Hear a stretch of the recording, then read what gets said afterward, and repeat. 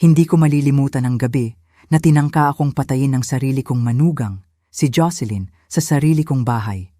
Ang walang utang na loob na pamilya ko, gusto akong patayin sa loob ng sarili kong bahay. Ang laking hiya ang ginawa nila sa akin. 70 taon akong nagsilbi bilang ilaw ng tahanan. Binayaran ang lahat, mula sa bahay hanggang sa mga utang nila. Binenta ko ang kumpanya ko sa halagang 150 milyon. Pero para sa kanila, isa lang akong balakid. Isang matandang lola na madaling paikutin. Pero hindi nila alam, nakita ko silang naglalagay ng lason. Akala nila, ako ang pawn. Hindi nila alam, ang lihim na yaman ko, protektado na ng will na hinding-hindi nila makikita. Gusto nilang kunin ang lahat. Ngayon, babawiin ko ang dangal ko. At tuturuan ko sila ng lesson na aabot hanggang sa apo nila.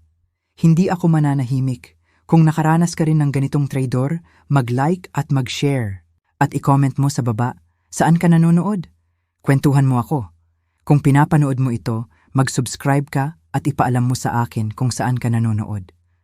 Bago ko ikwento kung paano ako napunta sa puntong ito, linawin ko muna ang isang bagay. Umabot na ako ng 70 taon dito sa mundo. Hindi ako nagtagal sa malupit na mundo ng negosyo nang wala lang. Alam nyo na, kung may nagtangkang lasunin ka sa sarili mong retirement party, mapapansin mo talaga yan. Lalo na kung ang taong yan ay nakatitig sa bank account mo, parang gutom na nakatingin sa isang handaan. 2 oras bago yon, puno pa ng tawanan at selebrasyon ang kusina ko. Katatapos ko lang ibenta ang consultancy firm ko sa halagang 150 milyong piso, 150 milyon. Hindi masama para sa isang kumpanyang itinayo ko mula sa wala. Pagkatapos mamatay ng asawa ko, 15 taon na ang nakalipas. Si Miguel, ang anak ko, ang nagpumilit magpa-party. Ma, deserve mo talagang mag-celebrate, sabi niya, habang ginagamit niya ang sinseridad ng mga mata niyang kulay kape. Hayaan mo na si Jocelyn ang umasikaso ng lahat. Mag-relax ka lang at mag-enjoy. Dapat pala, nalaman ko na agad na may mali nang mag-volunteer si Jocelyn na maging hostess. Ang babaeng karaniwang nagrereklamo, kahit maghugas lang ng pinggan, biglang naging host na host. Inayos ang mga bulaklak at naglinis ng kristal na parang nakasalalay doon ang buhay niya. Nasa huli, siguro nga, nakasalalay. Maganda ang party, aaminin ko. Mga 30 tao mula sa professional life ko, ilang kapitbahay at pamilya. Nag-hire pa si Jocelyn ng bartender. Walang masyadong mahal para sa iyo, nena, bulalas niya. Habang kinukurot ang braso ko gamit ang kanyang perpektong manicured na kuko. Mas mahal pa yata sa lingguhang budget ng iba ang kuko niya. Nakikipag-usap ako sa dati kong business partner nang makita ko. Si Jocelyn, nakatayo malapit sa champagne table. Palingalingan ang kinakabahan bago kumuha ng maliit na vial mula sa bag niya. Nanlamig ang dugo ko habang pinapanood ko siyang ibinubuhos ang laman niyon sa isang partikular na baso. Ang basong may maliit na chip sa gilid na lagi kong ginagamit sa mga party. Ngayon, ang isang matino sigurong tao, sisigaw na. Tumawag na ng pulis, haharapin siya agad. Pero natutunan ko na minsan, ang pinakamahusay na paraan para mahuli ang ahas ay hayaan itong mag-isip na na-corner nito ang isang daga. Kaya ngumiti lang ako, tumango sa kung anuman ang sinasabi ng dati kong business partner tungkol sa mga market trend. Pinagmasdan ko lang siya. Kinuha ni Jocelyn ang champagne kong may lason at lumapit sa akin. Parang nag-aalala talaga siya bilang manugang. "Nena, mukhang pagod ka," sabi niya. Inaalok sa akin ang baso. "Ito, mag-champagne ka. Pinaghirapan mo yan." Kinuha ko ang baso, nagpasalamat ng taus-puso at naghintay. Mga 10 minuto ang lumipas. Nang busy na siya sa pagpapakita ng bago niyang tennis bracelet sa mga kapitbahay, tahimik kong pinalitan ang baso ko ng baso ng nanay niya, si Mamang Elena. Si Elena, medyo laging lutang talaga. Kawawa naman. Kinuha niya ang pinakamalapit na baso nang hindi nag-iisip, yung katabi ng bag niya na inilagay ko lang doon. Wala pang 5 minuto, pinupuri na niya ang kakaibang lasa ng champagne. Tinanong pa kung umorder daw ba ako sa isang espesyal na lugar. Ang iba pa, tulad ng sinasabi nila, mabilis na nangyari. Lumuhod ako sa tabi ni Elena. Samantala, si Jocelyn sumisigaw na tumawag daw ng 911 o ambulansya. Ang performance niya ng pagkagulat, halos kapani-paniwala. Halos.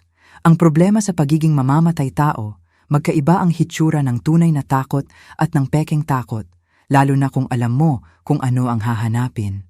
Anong nangyari? Sigaw ni Miguel na nagtulak sa maliit na grupong nagtipon. Maputla ang mukha niya, pero may nahuli akong iba sa ekspresyon niya. Isang mabilis na sulyap kay Jocelyn na tumagal ng medyo matagal. Hindi ko alam, hikbi ni Jocelyn habang kumakapit sa braso ko. Bigla na lang siyang bumagsak. Kanina lang, okay pa siya tapos nagkibit balikat siya habang nakatingin sa nanay niya. Nawalang malay na si Elena pero humihinga pa. Salamat sa Diyos. Dumating ang mga paramedic sa loob lang ng ilang minuto. Habang inaasikaso nila si Elena at isinasakay sa stretcher, nahanap ko ang sarili ko na pinag-aaralan ng mukha ng anak ko. 32 taon ng pagiging ina, nagturo sa akin na basahin ang kalooban niya parang pagbabasa ng panahon. Sa ngayon, mukha siyang lalaki na pinapanood ang maingat niyang planong gumuho ng live. Saang ospital? Tanong ko sa lead paramedic. Sa St. Jude Hospital. Kaano-ano po kayo? Malapit na kaibigan, sabi ko habang sinisulyapan si Jocelyn. Hindi niya napansin dahil masyado siyang nagha-hyperventilate. Susunod ako sa kotse ko. Mabilis na humakbang si Miguel. Ma, wag na po. Kami na ang bahala. Dapat, dito ka lang. Maglinis ka muna rito sa party. Napakaisip biyaya naman. Panatilihin ang target sa bahay habang inuunawa nila kung anong nagkamali sa maliit nilang plano. Kalokohan, mariin kong sabi. Si Elena, parang pamilya ko na. Sasama ako. Kinuha ko ang bag ko at susi bago pa sila makipagtalo. Sa ospital, siniguro kong manatiling sapat ang lapit ko para marinig ang usapan ng medical staff. Ang kondisyon ni Elena ay nakalista bilang acute poisoning, hindi alam ang sanhi. May binanggit ang doktor sa nurse tungkol sa plant alkaloids. Sapat na specific para isipin kong may nag-aral talaga ng mga toxin na hindi madaling matukoy. Si Jocelyn, nagpa-pacing sa waiting room. Ang tunog ng kanyang designer heels ay parang metronome. Binibilang ang kaba niya. Si Miguel, nakaupo ng matigas sa isang plastic na upuan. Ang telepono niya, patuloy na nagbe-buzz ng mga text. Mukhang nag-aatubili siyang sagutin. Napakaterible nito, sabi ni Jocelyn sa ikalimang pagkakataon. Kawawang mama. Hindi ko maintindihan kung paano nangyari ito. Tinapik ko ang balikat niya, kunwari may simpatya. Ang mga bagay na ito, madalas misteryoso, anak. Sigurado akong malalaman din ng mga doktor. Tapos, idinagdag ko, halos kaswal. Alam mo, swerte pa rin na hindi siya masyadong nakainom ng champagne na yon. Konting higop lang bago siya bumagsak. Halos hindi napansin ang pag-atras ni Jocelyn. Champagne? Sa tingin mo, ang champagne ang sanhi nito? Ay, wala lang yon, sigurado ako, sabi ko habang kinaway ang kamay ko. Isip lang ito ng matandang babae na naghahanap ng pattern kung saan wala naman. Pero mas lalong namutla ang mukha ni Jocelyn at bahagyang nanginginig ang mga kamay niya nang abutin niya ang kape niya. Pinapanood ni Miguel ang usapan namin ng matindi, parang isang lawin na pinag-aaralan ng mga daga sa bukid. Pagkalipas ng 3 oras, lumabas ang isang doktor para sabihin sa amin na stable na si Elena. Pero kailangan niya pang manatili ng magdamag para maobserbahan. Hindi pa sigurado ang mga test, sabi niya. Pero anuman ang na-ingest niya, unti-unti nang lumalabas sa sistema niya. Pwede po ba namin siyang makita? Tanong ni Jocelyn. Pamilya lang at nakasedate siya. Mas mainam na bumalik na lang kayo bukas. Pag alis namin sa ospital, hinatid ako ni Miguel sa kotse ko. Ma, baka dapat? Sa amin ka muna tumuloy ngayong gabi. Pagkatapos ng nangyari, mas panatag ako kung hindi ka nag-iisa. Napakaisip biyaya, lalo na't ang maliit na medical emergency ni Elena ay malamang na nagpaiisip sa kanila kung may hinala na ako. Ang sagot ay oo. Talagang may hinala ako, pero hindi pa nila kailangang malaman yon. Sweet mo naman anak, pero magiging okay ako. May bago akong security system, tanda mo. Hinalikan ko siya sa pisngi at sumakay sa kotse ko. Pinanood ko sa rearview mirror ko habang sila ni Jocelyn ay may urgent na bulungan sa parking lot. Pagdating sa bahay, nagsalin ako ng totoong baso ng champagne mula sa bagong bote syempre. Umupo ako sa study ko, oras na para alamin kung ano talaga ang plinano ng mapagmahal kong pamilya para sa akin. At higit sa lahat, kung ano ang gagawin ko tungkol dito.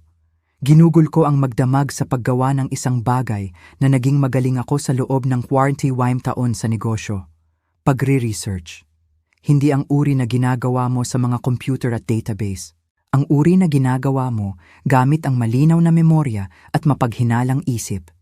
Ang pagkalason ni Elena ay hindi aksidente. Talagang hindi. May nagplano na patayin ako sa sarili kong party. Umaasa na mapapalabas na heart attack o stroke. Sa edad na 70, nangyayari ang mga ganyan. Walang magtatanong kung bakit biglang bumigay ang puso ng isang matagumpay na babae dahil sa stress ng pagbebenta ng kanyang pinaghirapan.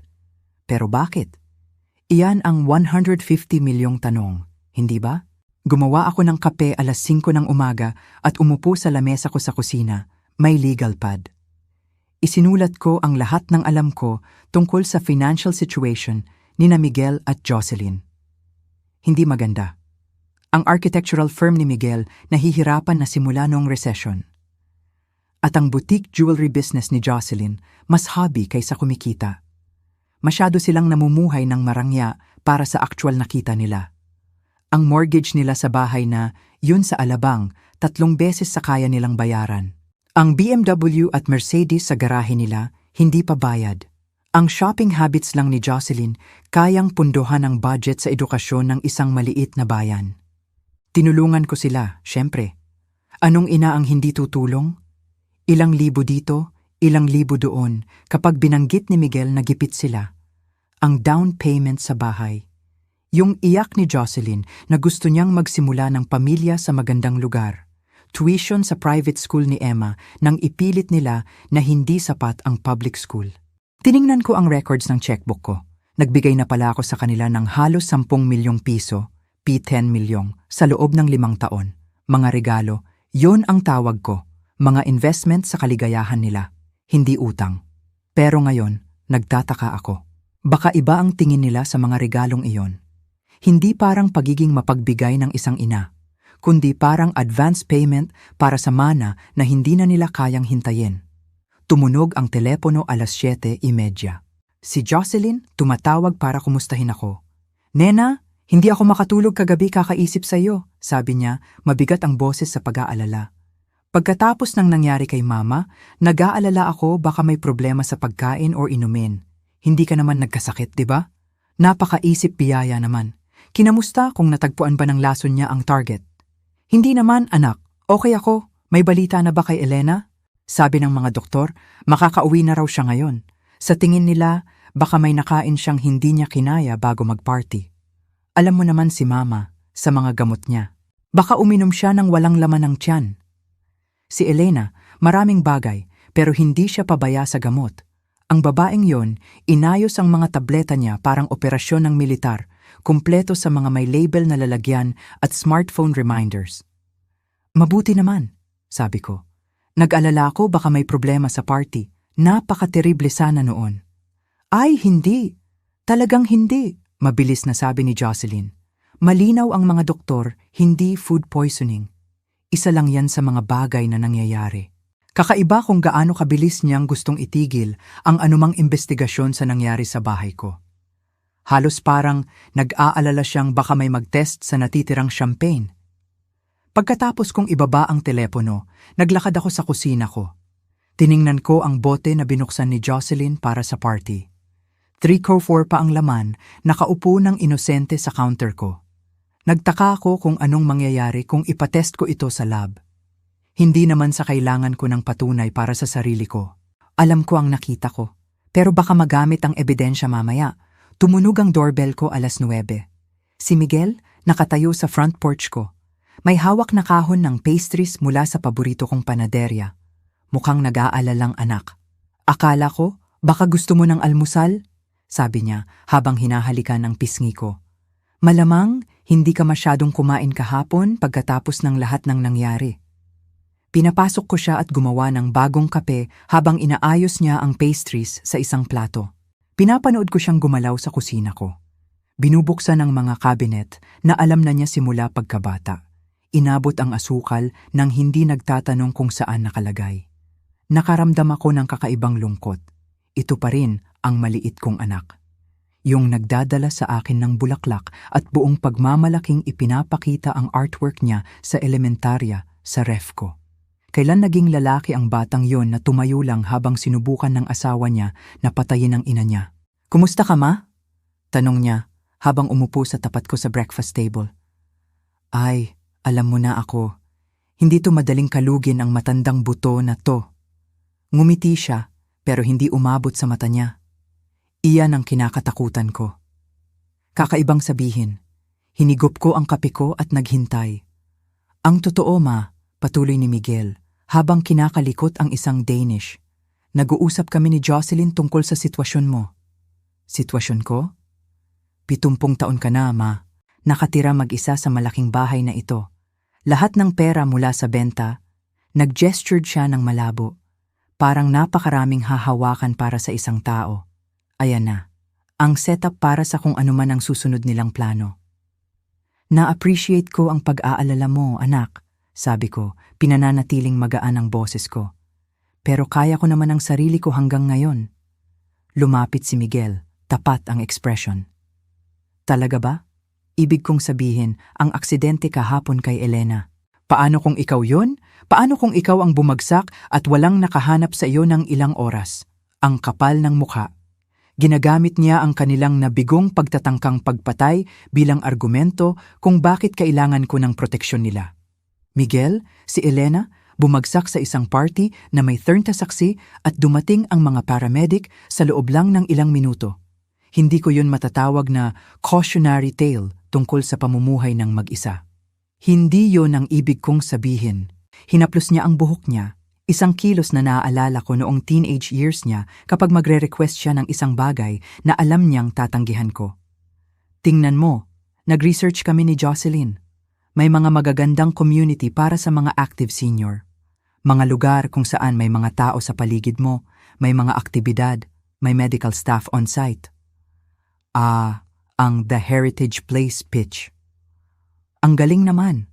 Nag-research na pala sila ng option para sa akin. "Napakaisip biyaya," sabi ko. "At siguro may specific na lugar na kayo sa isip." "Oo, actually." Kinuha niya ang telepono niya at ipinakita sa akin ang isang makintab na website. Ang The Heritage Place. 20 minuto lang mula sa bahay namin, kaya makakadalaw kami palagi. May golf course, spa, cultural activities. Mas parang resort kaysa retirement home. Tiningnan ko ang mga larawan ng mga nakangiting matatanda na naglalaro ng bridge at nagwa-water aerobics. Mukhang payapa at kontento silang lahat, siguro dahil sa mga gamot. Ang tanging problema lang, patuloy ni Miguel. Karaniwan, may waiting list. Pero kung may gustong lumipat agad, kailangan bayaran ng buo ang entrance fee. Malaki-laki, mga 15 milyong piso, 15 milyon, pero kasama na lahat. Tirahan, pagkain, medical care habang buhay. 15 milyon. Malaking bawas yan sa liquid assets ko, hindi ba? At kapag ligtas na akong nakatago sa The Heritage Place, sino ang may power of attorney sa natitirang 135 milyon? Sino ang gagawa ng desisyon tungkol sa pangangalaga at pera ko? Mukhang kaaya-aya, sabi ko. Pero alam mo, masaya ako rito. Ang bahay na ito, napakaraming alaala ng tatay mo. "Ma, 5 taon na ang nakalipas simula nang wala na si tatay. Hindi mo ba naisip na oras na para magsimula ng bagong chapter?" Ang banayad na pag-aalala sa boses niya ay nagpasakit sa puso ko. Kung hindi ko nakita ang nakita ko kagabi, baka pinag-isipan ko pa ang suggestion niya. Ang anak ko, nag-aalala sa matandang ina niya. Gustong siguraduhin na ligtas ako at inaalagaan. Dapat, nakakatouch yun. Pero sa halip, nakakatakot. "Pag-iisipan ko," sabi ko sa huli. "Malaking desisyon yan." Kitang-kita ang relief ni Miguel. "Siyempre, kunin mo ang lahat ng oras na kailangan mo. Baka pwede tayong magmaneho doon sa susunod na linggo, titingin-tingin lang." "Siguro." Tumayo ako at nagsimulang maghugas ng mga plato. Alam mo, tatawagan ko nga pala si Elena ngayon. Siguraduhin na gumagaling na siya. Actually, Ma, pinakiusapan ako ni Jocelyn na sabihin sa iyo na kailangan ni Elena magpahinga muna ng ilang araw. Sabi ng doktor, baka masyadong stimulating ang mga bisita habang nagpapagaling siya. Napakakomportable. Ilalayo ako sa biktima hanggang sa lumabas ang ebidensya sa sistema niya at hindi na siya makakaalala ng mga detalye ng malinaw. Pagkaalis ni Miguel, umupo ako sa study ko at inisip ang timing. Naghintay sila hanggang pagkatapos kong ibenta ang kumpanya bago sila kumilos. Matalino. Kung namatay ako 6 na buwan na ang nakalipas, ang 150 milyon ko, mapupunta pa rin kay Miguel sa will ko.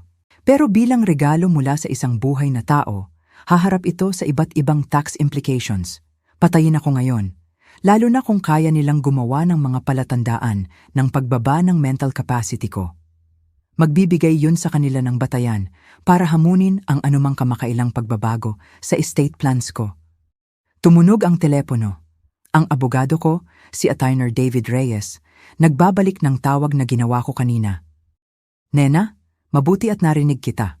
Kumusta ang retirement party? Malamang na eventful, sabi ko. David, kailangan kitang makita agad. Ayos ba ang lahat? Tiningnan ko ang bintana ng study ko, ang garden na itinanim ng asawa ko 20 taon na ang nakalipas.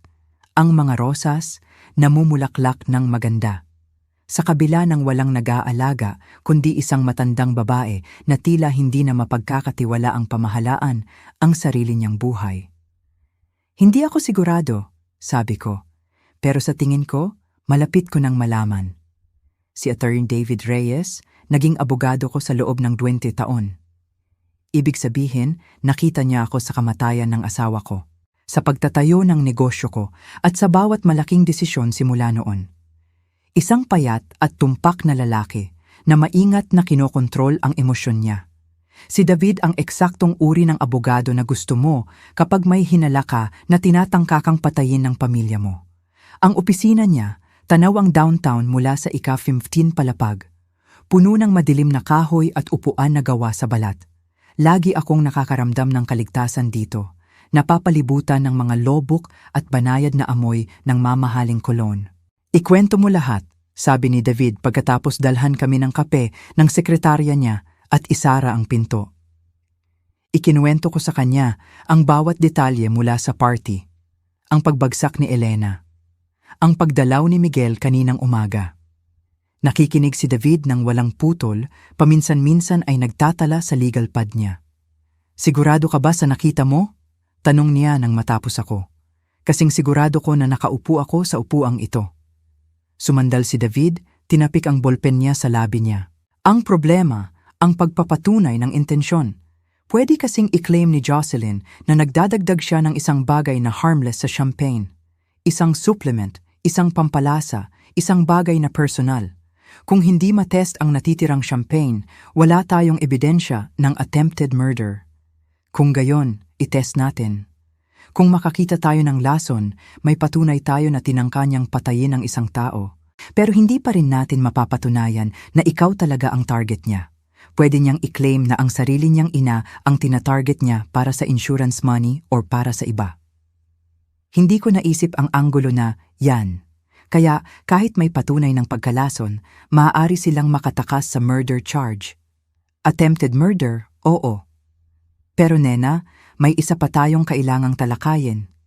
Naging seryoso ang ekspresyon ni David.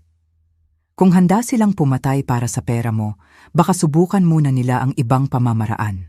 Legal challenges sa competency mo, halimbawa. Sa anong batayan? Ang edad mo. Ang pamumuhay ng mag-isa. Ang stress ng pagbebenta ng negosyo mo. Kung makakapagtatag sila ng pattern ng pagbaba ng paghuhusga o mental capacity, maaari silang mag-petition para sa guardianship. Kapag kinontrol na nila ang pagkatao mo, kontrolado na nila ang assets mo. Ang suhestyon sa retirement home, biglang naging mas makatwiran. Ihiwalay ako. Palibutan ako ng mga medical professional na baka handang magdokumento ng mga palatandaan ng pagkalito o demensya. Lalo na kung binabayaran ng malaki ang mga professional na yun para sa mga obserbasyon nila. Ano ang kailangan kong gawin? Nagbukas si David ng file drawer at kumuha ng makapal na folder. Una, Idokumento natin ang kasalukuyan mong mental state. Aayusin ko na ma-evaluate ka ng isang geriatric psychiatrist, isang espesyalista sa competency assessments para sa mga matatandang kliyente. Ilagay yan sa record agad. At pagkatapos, maging creative tayo sa estate planning mo. Ang ngiti ni David, matalim. Kung gusto ni na Miguel at Jocelyn na maglaro sa pera mo, siguraduhin natin na naglalaro sila ayon sa mga patakaran mo. Ginugol namin ang susunod na 2 oras sa pagtalakay sa mga option. Mga trust structure na magpapahirap sa sinuman na hamunin ang mga desisyon ko. Mga medical directive na tumukoy kung sino talaga ang pwedeng gumawa at hindi pwedeng gumawa ng desisyon sa healthcare ko. Mga financial arrangement na magti-trigger ng automatic audits kung may sino mang magtatangkang mag-access sa mga account ko nang walang tamang authorization. May isa pa, sabi ni David habang naghahanda akong umalis. Dahil sa sinabi mo sa akin kagabi, sa tingin ko, dapat mong isaalang-alang ang personal mong kaligtasan. Kung nagtangka sila minsan, magtatangka sila ulit. Mas maingat na lang siguro sa susunod. Naisip ko ang suhestyon ni Miguel na tumira ako sa kanila kagabi. Ang komportable sana. Isang nagluluksa na widow.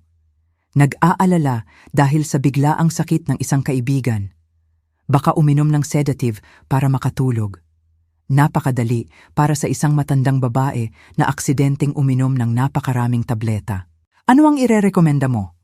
Mga security camera para sa simula, motion sensors, isang panic button system. Makakapagrekomenda ako ng isang kumpanya na espesyalista sa proteksyon para sa mga high net worth individuals. High net worth individuals. Iyan pala ako ngayon, sapat na mayaman para patayin. Habang nagmamaneho pa uwi, napansin ko ang sarili ko na pinag-aaralan ang bawat kotse sa rearview mirror ko. Nagtataka kung sinusundan ba ako. Paranoia, siguro. Pero tulad ng sinabi ng asawa ko, hindi ka paranoid kung talagang hinahabol ka nila. Nag-buzz ang telepono ko habang papasok ako sa garahe ko. Si Jocelyn. Ang boses niya maliwanag sa artificial cheer. Nena, gusto ko lang ipaalam sa'yo na nasa bahay na si Mama mula sa ospital. Mas gumagaling na siya, kahit na hindi niya masyadong naaalala ang nangyari kagabi. Sabi ng doktor, normal lang daw yan sa ganitong uri ng insidente. Napaka-perpekto naman. Napakalaking ginhawa na maayos siya. Gusto ko sanang dalawin siya bukas. Ay, hindi pa talaga siya pwede sa bisita. Siguro sa loob ng ilang araw. Sasabihan lang kita. Siyempre anak, sabihin mo lang sa kanya na iniisip ko siya. Pagkatapos kong ibaba ang telepono, umupo ako sa kotse ko ng matagal. Tiningnan ko ang bahay na tinawag kong tahanan sa loob ng 30 taon. Binili namin ito ng asawa ko noong 10 taong gulang pa si Miguel. Puno ng pangarap tungkol sa family dinner at holiday gatherings. Medyo mahirap pa ang mortgage noon. Pero bata pa kami at optimistic, sigurado na magiging ayos ang lahat. Ngayon, pakiramdam ko, isang fortress na sinasakop. Pero matagal na ako sa negosyo para malaman na minsan ang pinakamahusay na depensa ay isang magandang opensa. Oras na para ipakita sa pamilya ko kung ano talaga ang kaya ng isang 70 taong gulang na babae. Dumating ang security company 8:00 kinabukasan. 3 teknisyan na naka-unmarked vans. Ginugol nila ang maghapon sa pag-install ng mga camera, motion detector at isang panic button system na kayang tumawag ng pulis sa loob ng wala pang 3 minuto. Sinabi ko sa mga kapitbahay na nagkakaproblema ako sa pagnanakaw ng package. Isang kwento na kapani-paniwala sa anumang suburban neighborhood. Pagsapit ng hapon, ang bahay ko mas protektado pa kaysa sa karamihan ng mga tindahan ng alahas. Pero ang tunay na seguridad nagmula sa envelope na inihatid ng messenger ni David 2:00. Ang updated kong will, trust documents at medical directives. Lahat ay maayos na nasaksihan at na-notarize. Kung gusto ni na Miguel at Jocelyn ang pera ko, kailangan nilang hintayin. At mas konti ang makukuha nila kaysa sa inaasahan nila. Ang bagong will, binawasan ng mana ni Miguel. Mula sa lahat, naging isang trust fund na lang na magbibigay sa kanya ng 2 milyong piso, P2 million, taon-taon, habang buhay, sapat para mabuhay ng komportable, pero hindi sapat para sa kasalukuyan nilang lifestyle. Ang kalakhan ng estate ko mapupunta sa cancer research. May mas maliliit na halaga sa ilang charities na sinusuportahan ko sa loob ng maraming taon. Tungkol naman kay Jocelyn, wala siyang nakuha. Hindi isang kusing. Hindi ko kailanman nagustuhan ang babaeng yon, pero tiniis ko siya para kay Miguel. Gayunpaman, ang attempted murder, doon ako gumuhit ng linya. Binabasa ko ang mga dokumento sa huling pagkakataon nang tumunog ang doorbell ko. Sa security monitor, nakita ko sina Miguel at Jocelyn na nakatayo sa front porch ko. Parehong mukhang seryoso. "Ma, kailangan nating mag-usap," sabi ni Miguel nang buksan ko ang pinto. "Siyempre anak, pasok." Umupo sila sa living room ko. Si Jocelyn nakaupo sa gilid ng sofa na parang kailangan niyang tumakbo anumang oras. Tumingin-tingin si Miguel sa paligid ng silid. Ang tingin niya nagtagal sa bagong security camera sa sulok. "Bagong camera?" tanong niya. "Package theft," sabi ko ng maayos. "Hindi ka pwedeng masyadong maging kampante ngayon." Lumunok si Jocelyn. "Nena, nag-iisip kami tungkol sa nangyari nung isang gabi sa aksidente ni Mama." "Oo?" "Ang totoo, masama ang loob namin na dito pa nag-party.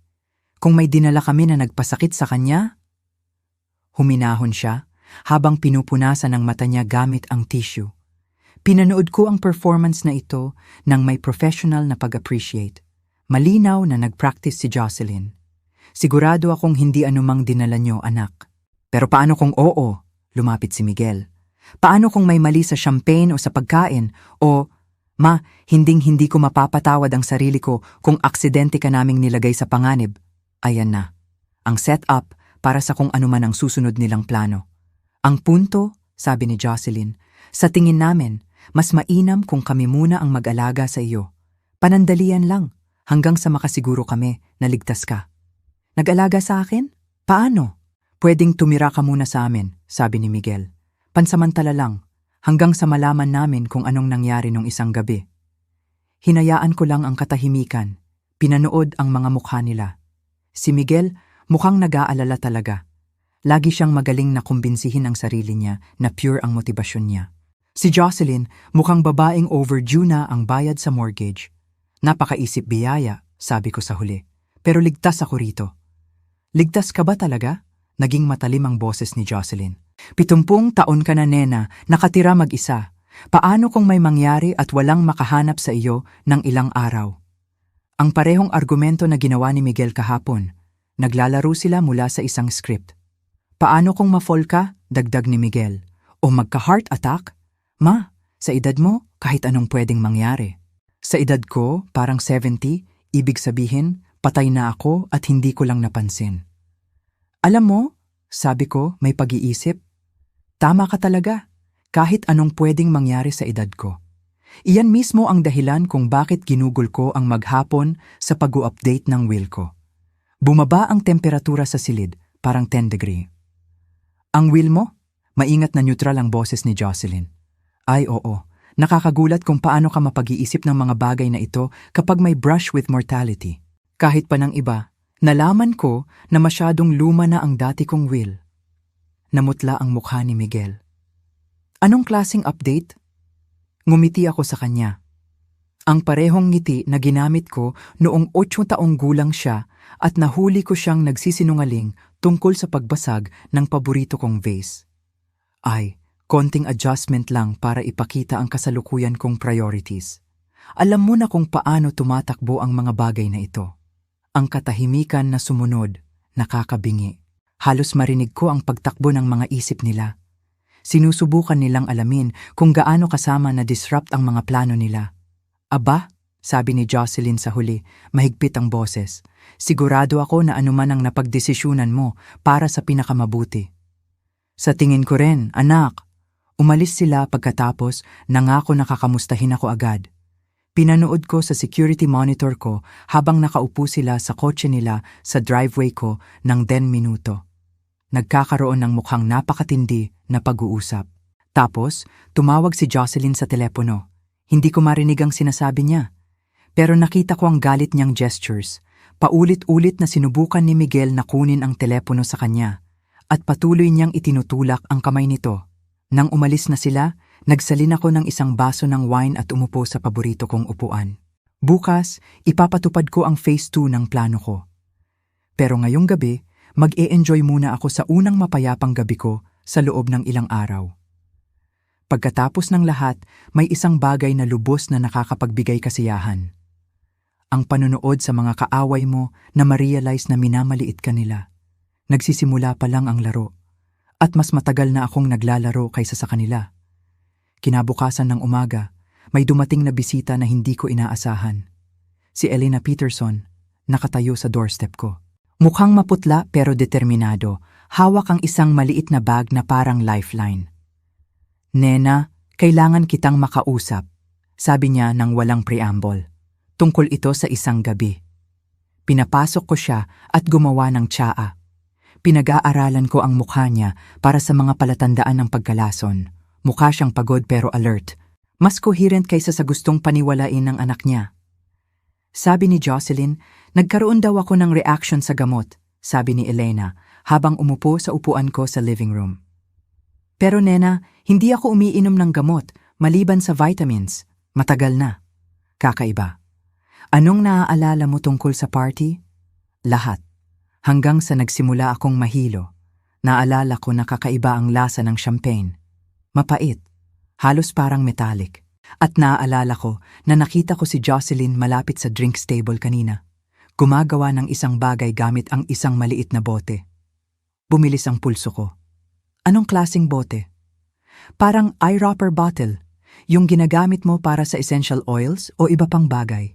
Bahagyang nanginginig ang mga kamay ni Elena habang inilalagay niya ang tasa ng tsaa niya. Nena, sa tingin ko, sinubukan akong lasunin ng anak ko. Bakit mo naisip yan? Ang tawa ni Elena, mapait. Dahil matagal na niyang pinag-uusapan ng pera mo. Kung gaano raw ka-unfair na napakarami mong pera at sila nahihirapan. Kung gaano raw kadali ang buhay nila kung may mangyari sa'yo. Ang mga piraso, nagkakasama na.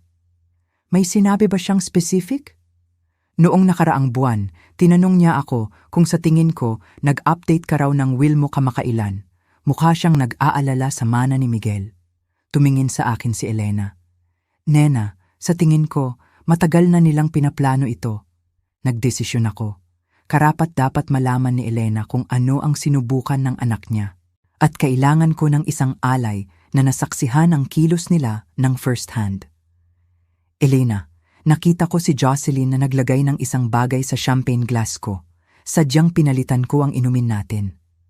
Nawala ng kulay ang mukha niya. Sinubukan kanyang patayin at muntik na akong mamatay sa halip. Umupo kami ng tahimik sandali. Pinoproseso ang kalubhaan ng nangyari. Anong gagawin mo? Tanong ni Elena sa huli. Ibibigay ko sa kanila kung ano talaga ang gusto nila, sabi ko. Pero hindi sa paraan na inaasahan nila na makukuha nila. Tumaas ang kilay ni Elena. Anong ibig sabihin niyan? Ibig sabihin, ang anak mo at ang anak ko, malapit na nilang malaman na ang ilang laro, mas mataas ang stakes kaysa sa inaakala nila. Pagkaalis ni Elena, tumawag ako sa isang luma kong business contact. Si Patricia Williams, nagpapatakbo ng isang private investigation firm na espesyalista sa corporate espionage at background checks. Maraming beses na kaming nagtrabaho ng magkasama sa loob ng maraming taon. Kapag kailangan ko ng impormasyon tungkol sa mga potensyal na business partner, Nena Wilson, mainit ang boses ni Patricia sa telepono. Nabalitaan ko ang benta mo. Congrats! Salamat, Patricia. Kailangan ko ng pabor. Isang personal na pabor. Anong klaseng pabor? Kailangan kong malaman ang lahat tungkol sa finances ng anak ko. Mga bank account, credit card, utang, investment. Lahat. Nagkaroon ng pause. Nena, sigurado ka ba? Minsan, ang impormasyon ng pamilya hindi komportable. Sigurado ako. Bigyan mo ako ng 48 oras. Habang ginagawa ni Patricia ang trabaho niya, ipinatupad ko ang susunod na phase ng plano ko. Tumawag ako kay Miguel at pinakiusapan siyang makipagkita sa akin para mag-lunch. Sa luma naming restaurant. Ang lugar kung saan ipinagdiwang namin ang graduation niya sa architecture school, ang kasal niya, ang kapanganakan ni Emma. Dumating siya na mukhang kinakabahan. Patuloy na tinitingnan ang telepono niya. Kumusta ang pakiramdam mo, ma? Mukha kang upset noong tumawag ka. Nag-iisip ako tungkol sa sinabi niyo ni Jocelyn, tungkol sa kaligtasan ko, tungkol sa pagpaplano para sa hinaharap. Nagningning ang mukha niya. At sa tingin ko, tama kayo. Sa tingin ko, oras na para magbago. Lumapit si Miguel ng sabik. Anong klaseng pagbabago? Aba, tiningnan ko ang The Heritage Place, yung lugar na binanggit mo. Tumawag ako kaninang umaga. Ang ganda niyan, ma. Sa tingin ko, magugustuhan mo talaga doon. May opening daw sila, pero kailangan mapunuan agad. May iba pang interesado sa parehong unit. Gaano kabilis? Sa susunod na linggo, kailangan kong bayaran ang entrance fee by Biyernes para makuha ko. Ramdam ang excitement ni Miguel. Hindi problema yan, di ba? May pera ka naman mula sa benta. Siyempre, meron. Pero, malaking hakbang ito. Naisip ko baka pwedeng tulungan niyo ako ni Jocelyn sa mga paperwork. Siguraduhin na tama ang desisyon ko. Absolutamente, masaya kaming tumulong. Ngumiti ako sa anak ko, isinasaulo ang mukha niya. Sa loob ng ilang araw, magbabago ang sabik na ekspresyon na yan sa isang bagay na napakaiba. May isa lang, kaswal kong idinagdag. Hinihingi ng facility na may power of attorney ang lahat ng residente. Mayroong gagawa ng desisyon kung hindi na nila kaya. Sana handa kang gawin yon. Siyempre ma, ano man ang kailangan mo. Perpekto. Inakala ni Miguel na minamaneuver niya ako para bigyan siya ng kontrol sa pera ko. Sa halip, lumalakad siya ng direkta sa bitag ko. Tumawag si Patricia Huwebes ng umaga para sa report niya. Nakikinig ako ng lalong namamangha habang dinidetalya niya ang financial situation ni na Miguel at Jocelyn. Mas masahol pa kaysa sa naisip ko. Puno sila ng utang, sabi ni Patricia. Ang bahay, 3 beses nang na-refinance. Mayroon silang 2 mortgage plus isang home equity line of credit na maxed out. Credit card debt na lumalagpas sa 5-4 milyon. Paano sila nagbabayad? Halos hindi. Ang negosyo ni Miguel nalulugi sa loob ng 2 taon. Gumagamit sila ng credit card para bayaran ang ibang credit card. Klasikong palatandaan ng financial desperation. May iba pa? Si Jocelyn, kumuha ng life insurance policy sa iyo 6 na buwan na ang nakalipas. 20 milyon, siya ang beneficiary. Nanlamig ang dugo ko. Paanong naging legal yan? I-claim niya ang insurable interest bilang manugang mo at caregiver. Malamang, inakala ng insurance company na si Miguel ang actual na beneficiary at si Jocelyn lang ang nag-aasikaso ng paperwork. Isang life insurance policy. Buwan na pala nilang pinaplano ang kamatayan ko, hindi lang araw. May isa pa, nena, regular na nagbabayad si Miguel sa isang nagngangalang Dr. Ricardo Santos, isang geriatric psychiatrist. Para saan? Hindi pa ako sigurado, pero nagsimula ang mga bayad 3 buwan na ang nakalipas. Maliit na halaga, parang consultation fee. Dr. Ricardo Santos. Nag-note ako na tanungin si David tungkol sa kanya. Kinahapunan, dumating sina Miguel at Jocelyn sa bahay ko. May briefcase na puno ng paperwork para sa The Heritage Place. Ibinuklat nila ang mga dokumento sa dining room table ko. Parang mga general na nagpaplano ng labanan. Ito ang admission contract, paliwanag ni Jocelyn habang itinuturo ang makapal na tumpok ng papel. At ito ang financial disclosure form. Nakalista ang lahat ng assets mo para makalkula nila ang monthly fees mo. Napaka-komprehensibo, sabi ko, habang iniskan ang mga dokumento.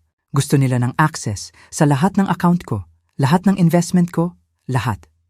Nandito ang power of attorney paperwork, dagdag ni Miguel, habang itinutulak ang isa pang dokumento patungo sa akin.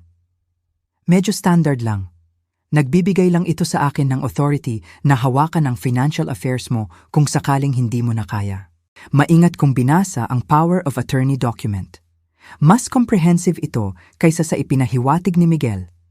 Sa pirma na ito, magkakaroon siya ng agarang access sa bank account ko, mga investment portfolio, at ang authority na gumawa ng anumang financial decision para sa akin. Mukhang malawak ito, sabi ko. Kailangan ko ba talagang bigyan ka ng ganito kalaking authority? Ma, pag-iingat lang yan, sabi ni Miguel. Hinihingi ng facility, at totoo lang sa edad mo. Maganda na may mas bata na humahawak ng mga komplikadong financial stuff. Sa edad ko, nandyan na naman ang parirala na yan. Paano kung magbago ang isip ko tungkol sa The Heritage Place? Tanong ko. Maaari ba itong i-revoke? Nagpalitan sina Miguel at Jocelyn ng mabilis na sulyap. Well, technically oo, sabi ni Jocelyn. Pero mahigpit ang mga policy ng facility tungkol sa mga residente na nagtatangkang umalis.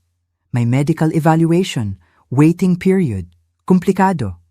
Siyempre, kapag napirmahan ko ang mga papel na ito at lumipat ako sa The Heritage Place, kokontrolin nila ang pera ko at gagawin nilang napakahirap para sa akin na umalis. Lalo na kung si Dr. Ricardo Santos ay nakahanda na mag-evaluate ng mental competency ko. Kailangan kong pag-isipan ito ng magdamag, sabi ko habang kinukuha ang mga papel. Malaking desisyon ito. Nalungkot ang mukha ni Miguel. Ma, tandaan mo, kailangan naming isumite ang lahat bukas kung gusto mo ang unit. Naiintindihan ko, magkakaroon ako ng sagot para sa inyo bukas ng umaga. Pagkaalis nila, tinawag ko si Attention David Reyes. David, anong masasabi mo tungkol kay Dr. Ricardo Santos? Santos? Siya ay isang geriatric psychiatrist. Nag-e-espesyalista sa competency evaluations para sa mga matatandang pasyente. Bakit? Nagbabayad sa kanya ng consultation ng anak ko. Nagkaroon ng matagal na pause. Nena, si Santos ay may reputasyon na maging accommodating sa mga pamilya na nag-aalala tungkol sa paghuhusga ng isang matandang kamag-anak. Ang mga evaluation niya madalas sumusuporta sa anumang outcome na hinahanap ng pamilya. Ibig mong sabihin, handa siyang magdeklara ng mga tao na incompetent para sa pera? Hindi ko masabi yan ng opisyal. Pero nakakita ako ng ilang kaso kung saan ginagamit ng mga pamilya ang evaluation ni Santos para magkaroon ng kontrol sa assets ng isang matandang tao. Naging crystal clear ang larawan. Hindi lang pera ko ang habol ni na Miguel at Jocelyn. Gumawa sila ng isang komprehensibong plano para kunin ito. Ipasok ako sa The Heritage Place sa ilalim ng pagkukunwari ng kaligtasan at pangangalaga.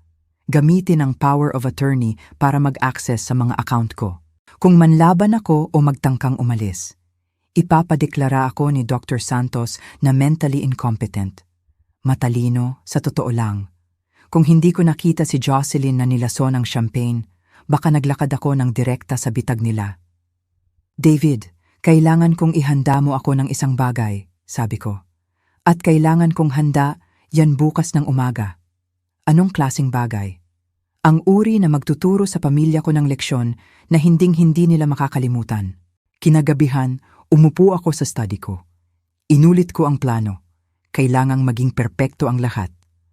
Bukas, makukuha ni na Miguel at Jocelyn ang eksaktong nararapat sa kanila.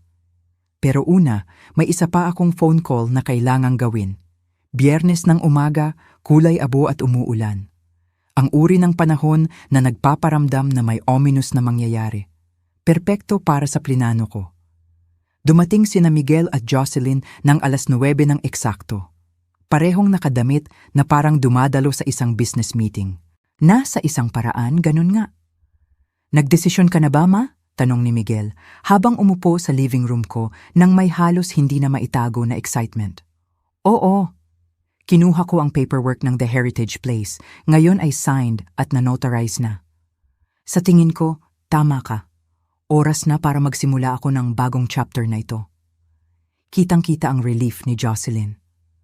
Ay, Nena, napakasaya ko. Magugustuhan mo talaga doon.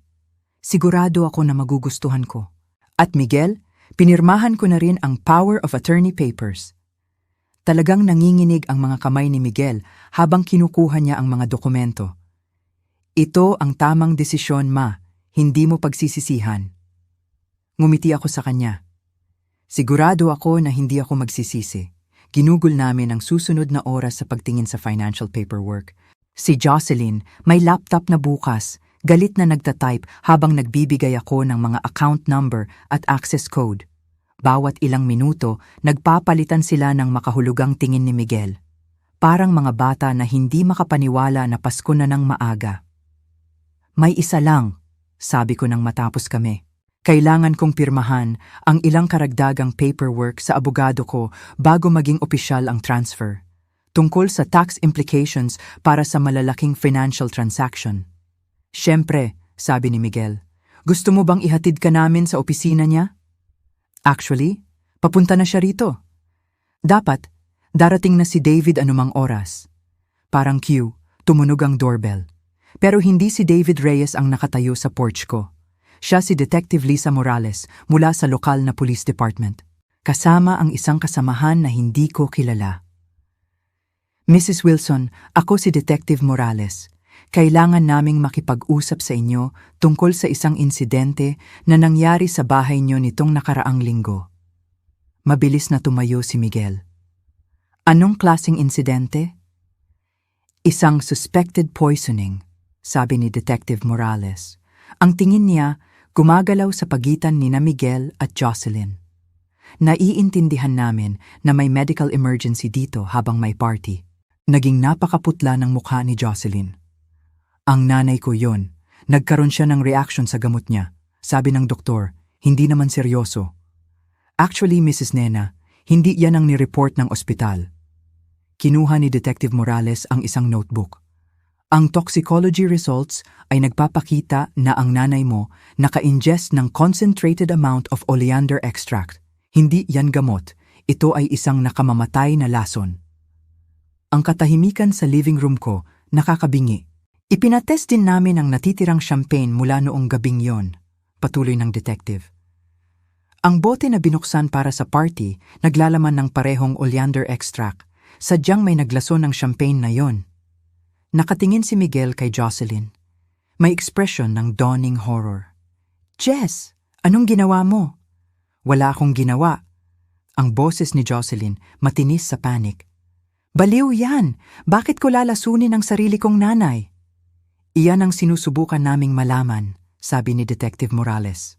Lalo na't ang champagne glass na may pinakamataas na konsentrasyon ng lason ay orihinal na inilaan para kay Mrs. Wilson dito. Mukhang hihimatayin si Jocelyn. Bumagsak si Miguel sa upuan niya, maputla ang mukha. May isa pa, mahinahon kong sabi. Detective, ipakita mo sa kanila ang insurance policy. Tumango si Detective Morales at kinuha ang isa pang dokumento. Mrs. Hartwell, natuklasan namin na kumuha ka ng 20 million life insurance policy kay Mrs. Wilson 6 na buwan na ang nakalipas. Nagbibigay yan sa iyo ng malinaw na financial motive para sa pagpatay. Baliw to, bulong ni Jocelyn. Nena, sabihin mo sa kanila na baliw to. Tiningnan ko ang manugang ko, ang babaeng nagkunwari na nag-aalala sa akin habang pinaplano ang kamatayan ko. Nakita kitang naglagay ng lason sa champagne glass ko, Jocelyn. Sadyang pinalitan ko ang inumin natin. Mabilis na umangat ang ulo ni Miguel. Alam mo? Alam mong sinubukan kanyang lasunin? Araw-araw ko nang alam. Alam ko rin ang tungkol sa financial situation niyo, tungkol kay Dr. Santos, tungkol sa plano niyong ipadeklara akong incompetent. Alam ko ang lahat. Nadulas ang power of attorney papers mula sa manhid na mga daliri ni Miguel. Ma, hindi ko alam ang tungkol sa lason. Sumpa ko sa Diyos, hindi ko alam na susubukan niya akong patayin. Pero alam mo ang tungkol sa iba pa, hindi ba? Ang retirement home, ang power of attorney, ang plano na kunin ang pera ko. Ang katahimikan ni Miguel, sapat na sagot. Lumapit si Detective Morales. Jocelyn Hartwell, inaresto ka sa kasong attempted murder. Habang ikinakabit ang posas kay Jocelyn, lumingon siya sa akin. Ang mga mata puno ng galit. Akala mo, napakatalino mo, hindi ba? Wala kang ideya sa ginawa mo. Actually, sabi ko, alam ko eksakto ang ginawa ko. Pagkaalis ng pulis kasama si Jocelyn, umupo si Miguel sa living room ko.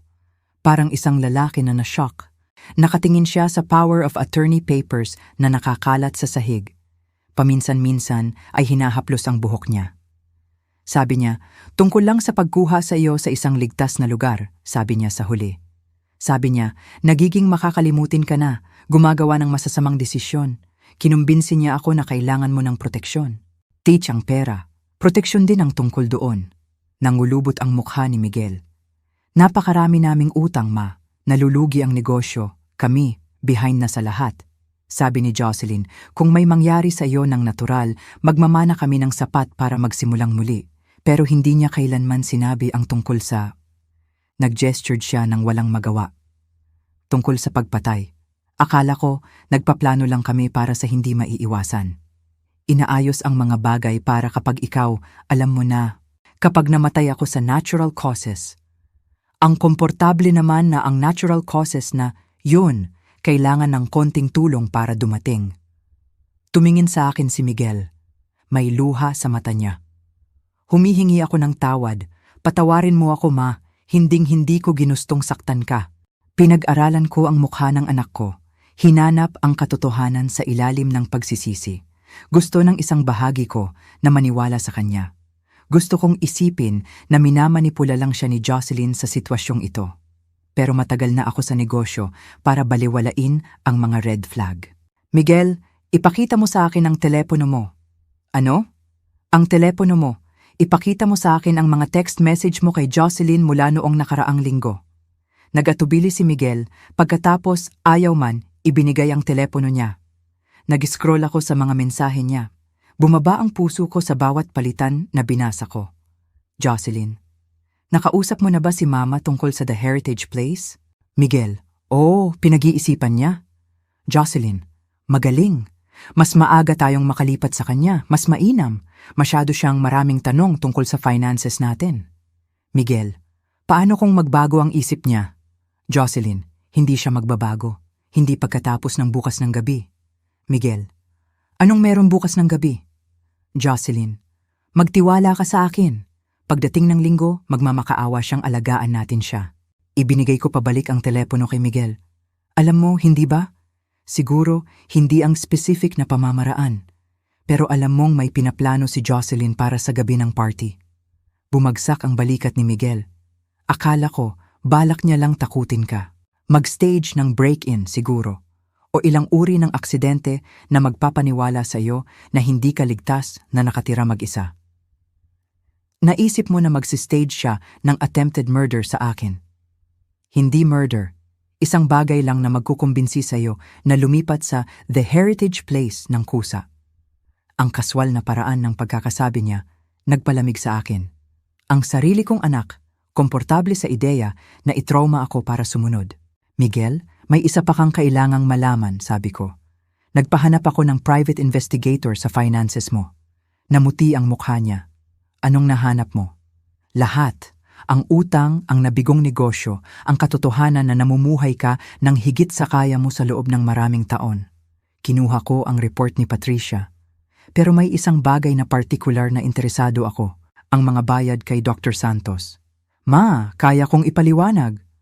Kaya mo ba? Dahil ayon dito, nagbabayad ka sa kanya para mag-consult sa kaso ko sa loob ng 3 buwan. Bago mo pa isinuhestyon ang The Heritage Place. Bago mo pa ipinahayag ang anumang pag-aalala tungkol sa mental state ko. Tungkol saan talaga ang consultation mo sa kanya, Miguel?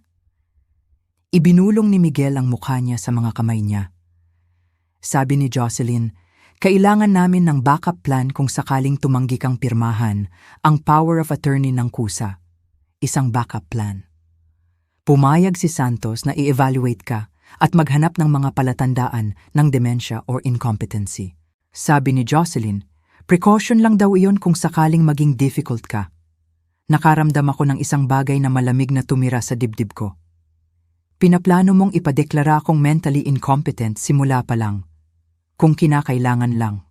Kung tatanggi ka lang, natulungan ka namin. Tulungan akong ano, Miguel? Tulungan akong ibigay sa iyo ang pera ko? Ang katotohanan, nakabitin sa pagitan namin. Ang anak ko. Ang maliit na batang pinalaki at minahal at pinaghirapan ko. Nagplano na sirain ang independence ko at nakawin ang pinaghirapan ko. May isa pa, mahinahon kong sabi, ang mga papel na pinirmahan mo ngayon, ang power of attorney na ibinigay ko sa iyo. Tumingin si Miguel nang may pag-asa. Oo, peke yan. Espesyal na inihanda yan ni David para sa meeting na ito. Nagbibigay yan sa iyo ng power of attorney sa isang bank account na naglalaman ng eksaktong ₱1. P1. Nakatingin si Miguel sa akin na shock. Ano? Ang tunay kong pera, ligtas na protektado sa mga trust na hindi mo pwedeng hawakan. Ang will na masyado mong inaalala, nag-iiwan sa iyo ng isang katamtamang taunang kita at wala ng iba. At kung makonvict ka ng conspiracy sa murder plot ni Jocelyn, kahit yun, mawawala. Nangulubot ang mukha ni Miguel. Sinisira mo ang buhay ko. Hindi, Miguel. Sinira mo ang sarili mong buhay. Sinigurado ko lang na hindi mo pwedeng sirain ang akin sa proseso. Habang pinapanood ko ang anak ko na nakaupo doon sa ruins, nakaramdam ako ng isang bagay na hindi ko inaasahan. Hindi kasiyahan, hindi vindication, kundi isang malalim at nakakapagod na lungkot para sa lalaking pinili niyang maging. 3 buwan ang nakalipas, umupo ako sa garden ko. Pinapanood ang mga rosas na namumulaklak. Iniisip ang mga katapusan at simula. Si Jocelyn, sinentensiyahan ng 50 na taon para sa attempted murder. Si Miguel, nakakuha ng 30 taon para sa conspiracy. Kahit na pinamahalaan ng abogado niya na bawasan ito mula sa original na charges. Si Emma, ang apo ko, tumawag kagabi. Sa edad na 16, sapat na siyang matanda para maunawaan ang ginawa ng mga magulang niya. Sapat na matanda para matakot sa mga pagpipilian nila. Lola Nena, patawarin mo ako, sabi niya, puno ng luha ang boses niya. Wala akong ideya na pinaplano nila ang lahat ng ito. Alam ko, sweetheart, wala kang kasalanan sa lahat ng ito. Pwede ba akong bumisita sa iyo ngayong tag-init? Alam kong wala sina mama at papa, pero gusto kitang makita. Gusto ko yan. Sinabi ko sa kanya at sinadya ko. Si Emma, inosente sa lahat ng ito. Isang biktima ng kasakiman ng mga magulang niya. Tulad ko, si Elena Peterson, naging hindi inaasahang kaibigan. Nagkikita kami para magkape 2 beses sa isang linggo ngayon, 2 babae na pinagkaisa ng kakaibang karanasan ng kaligtasan mula sa pagkakanulo ng sarili nilang pamilya. Pinag-iisipan niyang sumulat ng libro tungkol sa elder abuse, gamit ang kwento namin bilang isang cautionary tale. Alam mo, Nena, sabi ni Elena noong huli naming coffee date, iniisip ko kung gaano sila kalapit na makatakas. Wala silang pagkakataon, sagot ko. Nakikipag-ugnayan ako sa mga taong gustong kumuha ng pera ko sa loob ng 40 taon. Ang tanging pagkakaiba lang ngayon, may kapareho ko sila ng DNA. Tumawa si Elena. Nagsisisi ka ba kung paano natapos ang lahat? Na pareho silang nasa kulungan? Seryoso kong pinag-isipan ang tanong. Nagsisisi ba ako? Si Miguel, ang anak ko. Ang bata na pinalaki at minahal ko. Pero siya rin ay isang lalaki na handang sirain ang buhay ko para sa pera. Nagsisisi ako na kinakailangan yun, sabi ko sa huli. Pero hindi ako nagsisisi na pinrotektahan ko ang sarili ko. Ang doorbell sumingit sa garden reverie ko. Sa security monitor, nakita ko si Atty. David Reyes na nakatayo sa porch ko. May hawak na briefcase at mukhang hindi karaniwang masaya. David, anong sadya mo? Magandang balita, sabi niya habang umupo sa living room ko. Nagdesisyon ang insurance company na hindi na hamunin ang policy ni Jocelyn sa buhay mo. Dahil na-convict siya sa pagtatangkang patayin ka, kino-void nila ang policy at ibabalik ang lahat ng premiums na binayaran. May nakuha pa rin pala, sabi ko. May isa pa. Kinukuha na ng mga nagpapautang ni Miguel ang lahat ng assets niya para bayaran ang mga utang niya. Kasama roon ang bahay na tinulungan mo silang bilhin. Tinatanong nila kung gusto mong magbigay ng offer. Naisip ko ang bahay ni na Miguel at Jocelyn. Ang mga granite countertops at matataas na ceiling, lahat ng magagandang bagay na gustong-gusto nila. Hindi, sabi ko. Hayaan mong iba ang magkaroon niyan, isang taong kayang bayaran ng matapat. Tumango si David at kinuha ang isa pang dokumento. Ang huling item, kumpleto na ang trust restructuring mo. Ang pera mo, protektado na magpakailanman. Walang sinuman ang makaka-access nito nang walang malinaw mong written consent. At kung may sinumang magtatangkang ipadeklara kang incompetent, ang trust, automatikong ililipat sa charity. Salamat, David, sa lahat. Pagkaalis ni David, nagsalin ako ng isang baso ng wine at umupo sa deck ko. Pinapanood ang sunset na nagpipinta sa langit sa kulay ginto at pink. Sa edad na 70, natutunan ko na ang pera ay naglalabas ng parehong pinakamabuti at pinakamasama sa mga tao. Sa kasamaang palad, inilabas nito ang pinakamasama sa sarili kong pamilya. Pero natutunan ko rin ang iba pa. Mas malakas ako kaysa sa inakala ko. Sapat na matalino para makita ang mga plano nila. Sapat na matigas para pigilan sila. At sapat na resilient para magtayo ng bagong buhay nang wala sila. Nag-buzz ang telepono ko ng text mula kay Emma. Lola, natanggap ako sa Northwestern Pre-Law tulad ng sinabi mo. Hindi ako makapaghintay na ikwento sa iyo ang lahat kapag bumisita ako. Ngumiti ako. Nag-type pabalik, "Congratulations, sweetheart. Proud na proud ako sa iyo." Siguro, iyon ang tunay na tagumpay. Hindi ang pagpigil sa scheme ni na Miguel at Jocelyn, kundi ang pagsiguro na ang susunod na henerasyon ay magkakaroon ng pagkakataon na pumili ng mas mahusay. Si Emma, lalaki na alam na ang pera ay isang tool, hindi isang layunin. Na ang pamilya nangangahulugan ng suporta at pagmamahal, hindi pagsasamantala at kasakiman. Ang mga rosas sa garden ko namumulaklak ng maganda. Inaalagaan na ngayon ng isang kahangahangang landscaping service na madali ko nang kayang bayaran. Ang bahay, nararamdaman na payapa. Protektado ng mga security system at legal document na sumisiguro sa independence ko. Sinimulan ko ang kwentong ito sa pag-uusap tungkol sa isang nabigong pagkalason sa retirement party ko. Pero talaga, tungkol ito sa isang bagay na mas mahalaga. Ang pagkakaiba sa pagitan ng pagiging matanda at pagiging walang kapangyarihan. Siguro, 70 na ako. Pero malayo ako sa pagiging walang kapangyarihan. At sino mang magtangkang subukan ang teorya na yan matututo, tulad ni na Miguel at Jocelyn, na ang pagmamaliit sa isang matalim na matandang babae ay isang napakamahal na pagkakamali. Minsan, ang pinakamahusay na paghihiganti ay ang pamumuhay ng maayos. At pagsiguro na ang mga taong nagkasala sa iyo, hindi makakapag-enjoy sa bunga ng mga scheme nila. Ginawa ko ang dalawa. Umuwi si Jocelyn na nakaposas. Si Miguel naman, tulala sa living room ko. Walang mas sasakit pa sa katotohanang handa siyang manood habang sinisira ko ang sarili kong buhay. Para lang sa 150 milyon. Ang power of attorney na pinirmahan niya. Peke! Nagbigay lang yun sa kanya ng authority sa isang bank account na may P1 lang. Hindi ko naramdaman ang satisfaction na inaasahan ko. Ang naramdaman ko?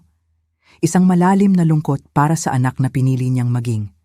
Pero self-preservation ang laging uunahin. Hindi ako matanda at walang laban. Matanda at matalino ako. At anumang scheme, hindi magtatagumpay. Salamat sa pakikinig sa kwento ko.